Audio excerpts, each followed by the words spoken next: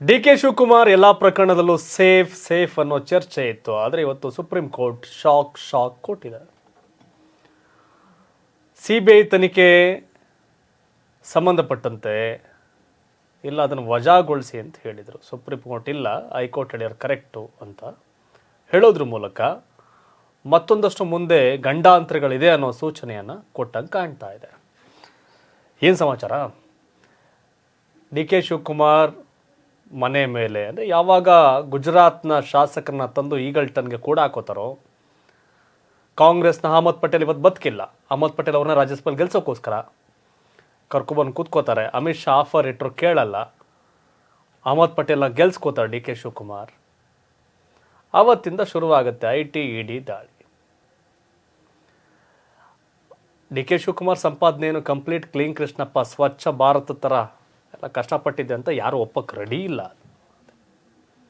ಆದರೆ ಅವ್ರ ದಾಖಲೆಗಳನ್ನ ಕೊಟ್ಟು ನಾವು ಕ್ಲೀನ್ ಇದ್ದೀವಪ್ಪ, ನಾವು ಒಳ್ಳೆ ರೀತಿಯಲ್ಲಿ ಸಂಪಾದನೆ ಮಾಡಿದ್ದೀವಿ ಅಂತ ಹೇಳ್ತಿದ್ದಾರೆ. ಆಗಿಂದಾಗೆ ಚರ್ಚೆಗೆ ಬರುತ್ತೆ, ಏನು ಬೆಳೆದಿಷ್ಟೊಂದು ಸಂಪಾದನೆ ಮಾಡಿ ಹೇಳಿ ಅಂತ. ಬಟ್ ಅದು ಸೆಕೆಂಡ್ರಿ. ಆದರೆ ಈ ಬೆಳವಣಿಗೆ ಏನು ಅನ್ನೋದನ್ನ ಒಂದ್ಸಲ ರೀಕಾಲ್ ಮಾಡ್ತೀನಿ ನಿಮಗೆ. ಅಕ್ರಮ ಆಸ್ತಿ ಗಳಿಕೆ ಪ್ರಕರಣದಲ್ಲಿ ಡಿ.ಕೆ. ಶಿವಕುಮಾರ್ಗೆ ಶಾಕ್. ಸಿಬಿಐ ತನಿಖೆ ಕೈಬಿಡಲು ಸುಪ್ರೀಂ ಕೋರ್ಟ್ ನಕಾರ. ಸಿಬಿಐ ತನಿಖೆ ಕೈಬಿಡುವಂತೆ ಅರ್ಜಿ ಸಲ್ಲಿಸಿರುವ ಡಿ.ಕೆ. ಶಿವಕುಮಾರ್ ಈಗ ಅದನ್ನು ವಜಾಗೊಳಿಸಿದೆ. ಡಿ.ಕೆ.ಶಿ ಪರ ಹಿರಿಯ ವಕೀಲ ಮುಕುಲ್ ರೋಹಟಗಿ ವಾದ ಮಾಡಿದ್ರು. ಆದರೆ ನ್ಯಾಯಮೂರ್ತಿ ಬಾಲ ತ್ರಿವೇದಿ ನೇತೃತ್ವದ ಪೀಠ ಇದನ್ನು ವಜಾಗೊಳಿಸಿದೆ. ವಿಚಾರ ಏನು? 2013ರಿಂದ 2017ರವರೆಗೆ ಏನು ಆಧಾರ ರಹಿತ ಆಸ್ತಿ ಗಳಿಕೆ ಪ್ರಕರಣ ಏನಿದೆಯಲ್ಲ, 74 ಕೋಟಿಗೂ ಅಧಿಕ ದಾಖಲಾರಹಿತ ಆಸ್ತಿಯನ್ನು ಇದು ಮಾಡಿದ್ದಾರೆ ಅನ್ನೋದು ಇದು ಪ್ರಕರಣ. ಆದರೆ ಈಗ ಆ ಪ್ರಕರಣದಲ್ಲಿ ಡಿ.ಕೆ. ಶಿವಕುಮಾರ್ಗೆ ಕಂಟಕ ಎದುರಾಗುತ್ತೆ ಅನ್ನೋದು ಒಂದಷ್ಟು ಲೆಕ್ಕಾಚಾರ, ಹೇಳಿಕೆಗಳು. ಈ ಪ್ರಕರಣದಲ್ಲಿ ಡಿ.ಕೆ. ಶಿವಕುಮಾರ್ ಅವ್ರು ಬಂದು ರಿಯಾಕ್ಷನ್ ಕೊಟ್ಟಿದ್ದಾರೆ. ಏನಂತ? ಇಲ್ಲ, ನಂದೆಲ್ಲ ನೀಟಾಗಿದೆ ಲೆಕ್ಕ ಗೊತ್ತು, ಈಗ ತಾನೇ ಮಾಹಿತಿ ಬಂತು, ಅದನ್ನು ನಾವು ತಲೆ ಕೆಡಿಸ್ಕೊಳ್ಳಲ್ಲ. ಐ ಆಮ್ ಕ್ಲಿಯರ್, ಈ ವಿಚಾರದಲ್ಲಿ ನನಗೆ ಯಾವುದೇ ರೀತಿ ಸಮಸ್ಯೆ ಇಲ್ಲ ಅಂತ ಡಿ.ಕೆ. ಶಿವಕುಮಾರ್ ಸ್ಪಷ್ಟವಾಗಿ ಹೇಳಿದ್ದಾರೆ. ಲೋಕಸಭೆ ಚುನಾವಣೆಗೆ ಮುನ್ನ ಡಿ.ಕೆ. ನ್ಯಾಯಾಂಗದ ವಿಚಾರದಲ್ಲಿ, ಅಂದರೆ ಕೋರ್ಟ್ ವಿಚಾರದಲ್ಲಿ ಮೇಲುಗೈ ಸಾಧಿಸಂಗಿತ್ತು. ಆದರೆ ಲೋಕಸಭೆ ಫಲಿತಾಂಶದ ನಂತರ ಡಿ.ಕೆ. ಶಿವಕುಮಾರ್ ಪ್ರಕರಣದಲ್ಲಿ ಜೈಲಿಗೆ ಹೋಗ್ತಾರ ಅನ್ನೋ ಚರ್ಚೆ. ಯಾಕೆಂದರೆ ಇದನ್ನು ಮೊದಲೇ ಯತ್ನಾಳ್ ಹೇಳಿದರು ಜೈಲಿಗೆ ಹೋಗ್ತಾರೆ ಅವರು ಅಂತ.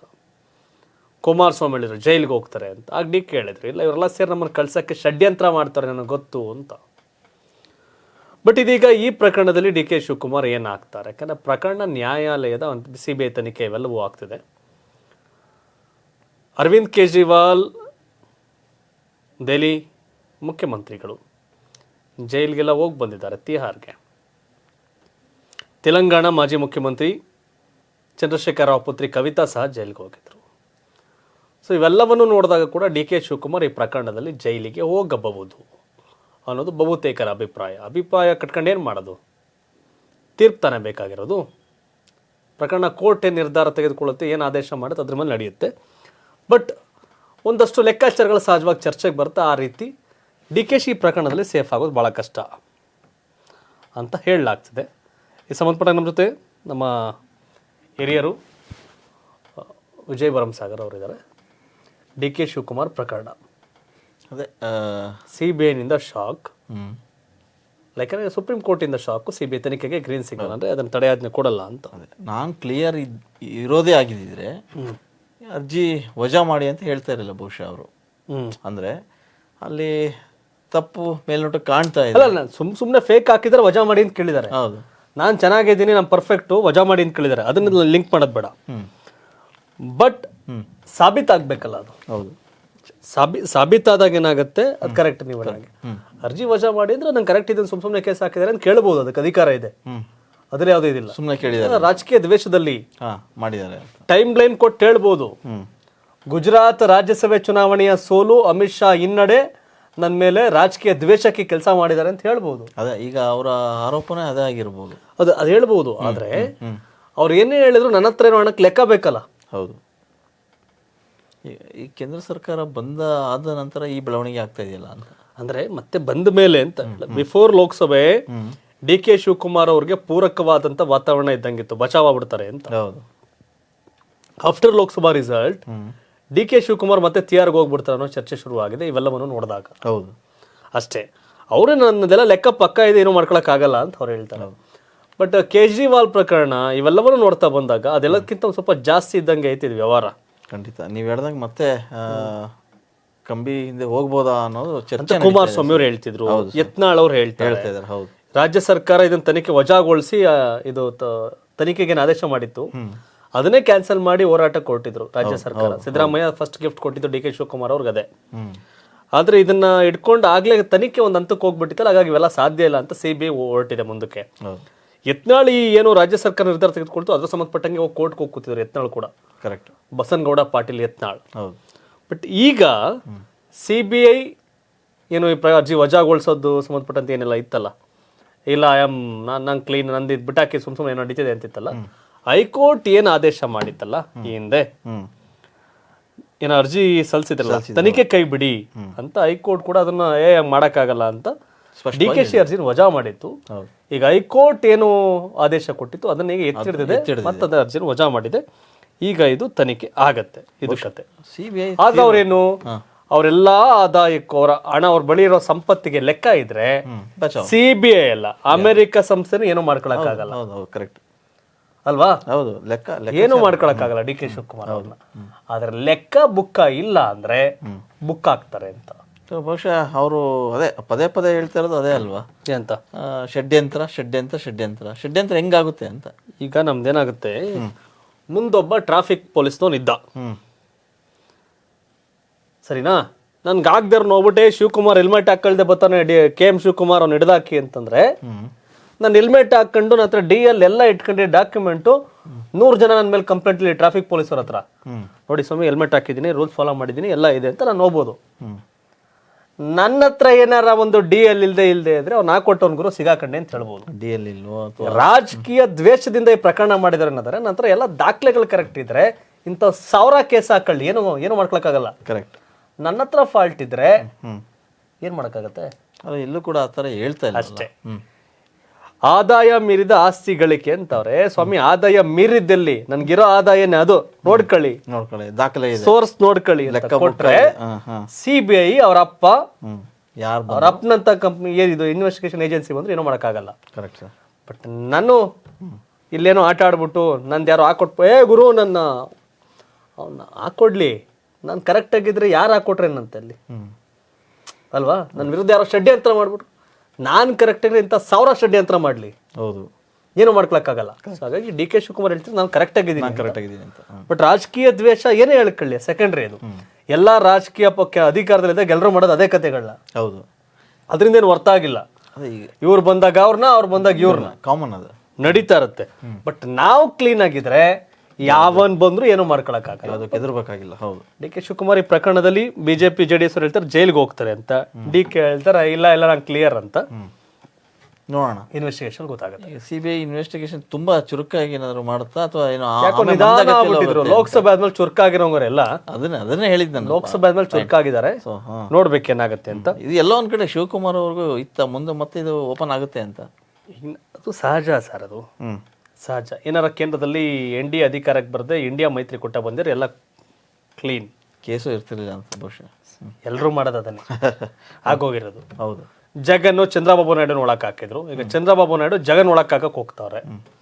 ಅವ್ರು ಬಂದಾಗ ಇವ್ರನ್ನ, ಇವ್ರು ಬಂದಾಗ ಅವ್ರನ್ನ. ಕರುಣಾನಿಧಿನ ಜಯಲಲಿತಾ ಹಾಕೋದು, ಜಯಲಲಿತನ ಕರುಣಾನಿಧಿ ಹಾಕೋದು, ಹಂಗೆ ದ್ವೇಷದ ರಾಜ. ಈಗ ನಮ್ಮ ಕರ್ನಾಟಕದಲ್ಲಿ ಆ ಥರದ್ದು ಯಾವುದೋ ಅಷ್ಟೊಂದೇನಿರಲಿಲ್ಲ. ಈಗ ಸಿದ್ದರಾಮಯ್ಯನ ಯಡಿಯೂರಪ್ಪ ಹಂಗೇನು ಹಾಕ್ಲಿ, ಯಡಿಯೂರಪ್ಪ ಜೈಲಿಗೆ ಹೋಗಿದ್ರು. ಹೌದು, ಯಡಿಯೂರಪ್ಪ ಬಂದ್ಮೇಲೆ ಯಾರ ಮೇಲೆ ದ್ವೇಷ ಏನು ಮಾಡಲಿಲ್ಲ. ಹೌದು, ಕೆಲವರು ಬುದ್ಧಿವಂತ ಕೆಲ ಬಚಾವಾಗವ್ರು. ಏನು ಯಡಿಯೂರಪ್ಪ ಬಿಟ್ರೆ ಉಳಿದವರೆಲ್ಲ ಅಯ್ಯೋ ಸಾಚಾಪ ಸತ್ಯಹರಿಶ್ಚಂದ್ರ ಮಕ್ಕಳು ಅಂತೇನಿಲ್ವ, ತುಂಡು ಅಂತೇನಿಲ್ವಲ್ಲ ರಾಜಕಾರಣಿಗಳಲ್ಲಿ. ಯಡಿಯೂರಪ್ಪ ಸಿಗಾಕೊಂಡ್ರು, ಸಿಗಾಕೊಂಡಂಗೆ ಎಷ್ಟೋ ಜನ ರಂಗೋಲಿ ಕೆಳಗೆ ನುಗ್ತಿಲ್ವಾ, ಭ್ರಷ್ಟಾಚಾರ ಮಾಡ್ತಿಲ್ವಾ, ನುಗ್ತಿಲ್ವಾ, ಡಿನೋಟಿಫಿಕೇಶನ್ ಮಾಡಿಲ್ವಾ, ರೀಡಿವಿಎಸ್ಎಲ್ ಮಾಡಿಲ್ವಾ, ಮಾಡವ್ರೆ. ಸೊ ಹಂಗೆ DK ಶಿವಕುಮಾರ್ ರಾಜಕೀಯ ದ್ವೇಷದಿಂದನೇ ಅವ್ರ ಮೇಲೆ ಪ್ರಕರಣಗಳು ದಾಖಲಾಗಿದ್ರು, ದಾಳಿ ಆಗಿದ್ರು. ದಾಖಲಾತಿ ಕರೆಕ್ಟ್ ಆಗಿದ್ರೆ 1000 ದಾಳಿ ಆದ್ರೂ ಏನೂ ಮಾಡೋಕ್ಕಾಗಲ್ಲ. ಸೊ ಇವ್ರ ದಾಖಲಾತಿ ಕರೆಕ್ಟ್ ಆಗಿದೆ ಅಂತವ್ರೆ, ಇವೆಲ್ಲವೂ ಕೋರ್ಟಲ್ಲಿ ಇನ್ವೆಸ್ಟಿಗೇಷನ್ ಮ್ಯಾಚ್ ಆದ್ರೆ ಬಚಾವ್ ಆಗ್ತಾರೆ. ಕರೆಕ್ಟ್. ಯಾಕೆ ಪದೇ ಪದೇ ಈಗ ಕಾಂಗ್ರೆಸ್ ಮೇಲೇನೆ ಗೂಬೆ ಬರ್ತಾ ಇದೆ ಅಂತ? ಯಾಕಂದ್ರೆ ಎಲ್ಲ ಅಲ್ಲಿ ಕೂಡ ಇದ್ರು ಸರ್. ಇದು ಹೆಂಗೈತೆ ಗೊತ್ತಾ, ನೀವು ಬ್ಯಾಟಿಂಗ್ ಮಾಡ್ತಿದ್ದೀರಿ, ಹ್ಮ್ ಆ ಕಡೆ ಬೌಲಿಂಗ್ ಮಾಡ್ತಾರೆ. ಬ್ಯಾಟಿಂಗ್ ಮಾಡೋ ಸರ್ದಿನೇ ಹೊಡಿಯೋದು ಸರ್, ಓಹೋ ಹಂಗೆ. ಇಲ್ಲ ವಿಕೆಟ್ ಕಿತ್ತಾಕ್ಬೇಕು, ಇಲ್ಲ ಅಂದ್ರೆ ಹೊಡಿಯೋದೆ. ಈಗ ಸ್ಟ್ರಾಂಗ್ ಯಾರು ಈಗ ಬ್ಯಾಟಿಂಗ್ ಮಾಡ್ತಿರೋ ಟೈಮು NDA ಅವ್ರದ್ದು, ಹಾಗೆ INDA ಆದವ್ರಿಗೆ ಯಾರು ಫೇಸ್ ಮಾಡಕ್ ಯಾರು ಬೌಲರ್ ಕರೆಕ್ಟ್ ಆಗಿಲ್ಲ ಅವ್ರಿಗೆ ಫೇಸ್ ಮಾಡಕ್ ಆಗ್ತಲ್ಲ. ಅಷ್ಟೇ ಟೈಮ್, ಫೀಲ್ಡಿಂಗ್ ಟೈಮ್. ಈಗ ಕಾಂಗ್ರೆಸ್ ಅವ್ರದ್ದು ಫೀಲ್ಡ್ ಒಂದ್ ರೀತಿ ಕಂಟಕ ಅನ್ಬೋದ ಕಾಂಗ್ರೆಸ್ ಈಗ, ಯಾಕಂದ್ರೆ ಈ ಕಡೆ ಮೂಡ ಹಾಕೊಂಡ್ ರುಪ್ತವ್ರೆ. ಮೂಡ ಹಾಕೊಂಡ್ರು, ನಾನು ಅದನ್ನೇ ಹೇಳ್ತಾ ಇರೋದು ನಿಮ್ಗೆ. ಹಾ ನಾನು ಶಿಸ್ತಾಗಿ ಹೆಲ್ಮೆಟ್ ಹಾಕೊಂಡು DL ಇಟ್ಕೊಂಡು ಸ್ಪೀಡ್ ಲಿಮಿಟ್ ಅಲ್ಲಿ ನೀಟಾಗಿ ಹೋಗ್ತಿದ್ರೆ ನನ್ ಮುಂದೆ ಹಿಂಗೆ 100 ಜನ ಟ್ರಾಫಿಕ್ ಅವ್ರು ನಿಂತಿರ್ಲಿ, ಅದ್ ಹೆಂಗ್ ಆಗ್ತಿರ ಕೇಸ? ನಿನ್ನ ಹಿಡಿಲೇಬೇಕು ಅಂದ್ರೆ ಏನಾದ್ರು ಮಾಡ್ತಾರೆ. ಹೆಂಗ್ ಹಿಡಿತಾರೆ? ನಂತವ್ DL ಐತೆ, ಸ್ಪೀಡ್ ಕರೆಕ್ಟ್ ಆಗಿ ಐತೆ, ಇನ್ಶೂರೆನ್ಸ್ ಐತೆ, ಎಮಿಷನ್ ಮಾಡ್ಸಿದೀನಿ, ಹೆಲ್ಮೆಟ್ ಹಾಕಿದೀನಿ, ಹೆಂಗ್ ಹಿಡಿತಾರ ನನ್ನ? ಏನೋ ಒಂದ್ ಮಿಸ್ಟೇಕ್ ಇರೋದಕ್ಕೆ ಅದನ್ನೇ ಹೇಳ್ತಾ ಇರೋದು. ಅಂತವ್ರು 1000 ನಿಂತ್ಕೊಳ್ಳಿ. ನಾನು ಹೆಬ್ಬಾಳ ಸಂಜಯ್ ನಗರದಿಂದ ಆಫೀಸ್ ಕೆಂಪಾಪುರ ದಾಸರಳ್ಳಿಗೆ ಬರೋವರೆಗೂ ನಮ್ಗೆ 100 ಜನ ಟ್ರಾಫಿಕ್ ಅವ್ರು ನಿಂತ್ಕೊಳ್ಳಿ. ನಾನು ನಡಾಕೊಂಡು ಡಾಕ್ಯುಮೆಂಟ್ ಇದ್ರೆ ಸ್ವಾಮಿ ಅಂತೀನಿ, ನಾನು ಟೈಮ್ ವೇಸ್ಟ್ ಆಗ್ಬೋದೇನೋ. ಕರೆಕ್ಟ್, ಸ್ವಾಮಿ ಲೈತ್ ಎಲ್ಲ ಅಂತೀನಿ, ಹಿಂಗೆ ಬರ್ತೀನಿ. ಇಲ್ಲ ಅಂದ್ರೆ ಸಾರ್ ಇಲ್ಲ ಸರ್ ಮರ್ತ್ಬಿಟ್ಟೆ ಅಂದ್ರೆ ಲಾಕ್ ಮಾಡ್ಕೊತೀರಿ. ಈಗ ಹಂಗೆ ಆಗಿರೋದು. DK ಶಿವಕುಮಾರ್ ಎಲ್ಲಾ ಡಾಕ್ಯುಮೆಂಟ್ ಇಟ್ಕೊಂಡಿರೋ ದಾಖಲೆಗಳನ್ನ ಬರ್ತಾರೆ, ಒಂದ್ ಸ್ವಲ್ಪ ತಡ ಆಗ್ಬೋದೇನೋ ಬರ್ತಾರೆ. ಇದು ಪರ್ಸನಲ್ ಕೇಸು ಕೂಡ ಪಕ್ಷಕ್ಕೆ ಕೊಡ್ತಾ ಬೀಳ್ತಾ ಇದೆ ಅಂತ. ಯಾವ ಪಾರ್ಟಿ ಕ್ಲೀನ್ ಇದೆ ನನ್ಗೆ ಹೇಳಿ? ಹುಡುಕ ಕಾಂಗ್ರೆಸ್ ಅಲ್ಲಿ ಹಗರಣ ಮಾಡಿ ನಿಂತಿರೋರ್ನ ಶಾಲಾ ಹಾಕೊಂಡ್ BJP ಶಾಲಾ ಹಾಕ್ಬಿಟ್ರೆ ಪಾವನ ಆಗ್ಬಿಡ್ತಾರಪ್ಪ. ಕ್ಲೀನ್ ಕೃಷ್ಣಪ್ಪ ಎಲ್ರು ಅಲ್ವಾ? ಹೌದು. ಎಷ್ಟು ಪಟ್ಟಿ ಕೊಡ್ಬೋದು ಹಂಗೆ? ಮಹಾರಾಷ್ಟ್ರದಲ್ಲಿ ಬಹಳಷ್ಟು ಸ್ಕ್ಯಾಮ್ ಮಾಡಿದಂತ ಲೀಡರ್ಗಳು NCP ಇಂದ BJP ಜೊತೆ ಸೇರ್ಕೊಂಡ್ರು, ಶಿವಸೇನೆಯಿಂದ ಸೇರ್ಕೊಂಡ್ರು, ಸೇಫ್ ಆದ್ರು, ಕಾಂಗ್ರೆಸ್ ಇಂದ ಸೇರ್ಕೊಂಡು ಸೇಫ್ ಆಗವ್ರೆ. ಹೌದು. ಕಾಂಗ್ರೆಸ್ ಅಲ್ಲಿ ಇದ್ರೆ ಕಳ್ಳರು, BJP ಬಂದ್ರೆ ಒಳ್ಳೆಯವರು ಅನ್ನೋ ದಾಟಿ ನಡೀತಿದೆ. But DK Shivakumar case different. ನಾನು ಅದೇ ತರ ಅಂತ ಹೇಳ್ತೀನಿ. ಅದೇ ಹೌದು, ಪರ್ಸನಲ್ ಆಗಿ DK ಶಿವಕುಮಾರ್ ಅವರು BJP ಕರೆದಿದ್ರು, ಅದು ಓಪನ್ ಸೀಕ್ರೆಟ್, ಮುಚ್ಚಿಡುವಂಥದ್ದೇನಲ್ಲ. ಓಕೆ.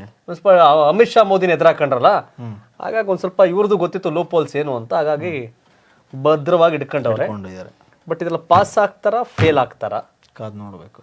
DK ಶಿವಕುಮಾರ್ ಅವ್ರ ಪ್ರಕಾರ ಅವರು ನೀಟಾಗಿ ಅವ್ರೆ, ಕ್ಲೀನ್ ಆಗಿ, ಎಡವಟ್ಗಳಿಲ್ಲ ಅಂತ.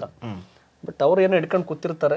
ಅರವಿಂದ್ ಕೇಜ್ರಿವಾಲ್ ಭ್ರಷ್ಟಾಚಾರ ವಿರುದ್ಧ ಆಂದೋಲನ ಮಾಡ್ಕೊಂಡು ಬಂದಂತ ಅರವಿಂದ್ ಕೇಜ್ರಿವಾಲ್ ಅವ್ರನ್ನೇ ಕರ್ಕೊಂಡು ಹೋಗಿ ಹಗರಣದಲ್ಲಿ TR ಕೂರ್ಸ್ಕೊಂಡವ್ರೆ ಅಂದ್ಮೇಲೆ ಅರವಿಂದ್ ಕೇಜ್ರಿವಾಲ್ ಅಂತವ್ರನ್ನೇ ಬಿಡ್ಲಿಲ್ಲ ಇವರು ಅಂದ್ಮೇಲೆ ಕರೆಕ್ಟ್ DK ಶಿವಕುಮಾರ್ ಅವ್ರು ಬಿಡ್ತಾರಾ ಅನ್ನೋ ಪ್ರಶ್ನೆ. ಬಟ್ ಗೊತ್ತಿಲ್ಲ, ತಾವೇನು ಹೇಳ್ತೀರಿ? DK ಶಿವಕುಮಾರ್ ಅವ್ರು ಹೇಳುವಂತೆ ಅವ್ರು ಕಂಪ್ಲೀಟ್ ಎಲ್ಲದಕ್ಕೂ ಲೆಕ್ಕ ಇಟ್ಕೊಂಡಿದಾರ, ಸೇಫ್ ಆಗ್ತಾರ?